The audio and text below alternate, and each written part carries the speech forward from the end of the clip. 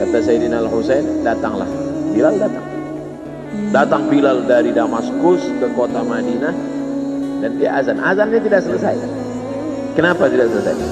Karena dia merasakan kalau dia azan bahwa nanti yang jadi imam Rasulullah. Dan ternyata perasaan itu sama bagi orang Madinah. Orang Madinah mendengar suara itu dulu lama sekali, dulu 35 tahun yang lalu. Dan kalau sudah suara itu terdengar, pasti nanti imamnya adalah ramai mereka datang. Ramai mereka datang. Luar biasa ini azan, kata mereka. Karena kalau sudah azan ini yang pasti nanti imamnya.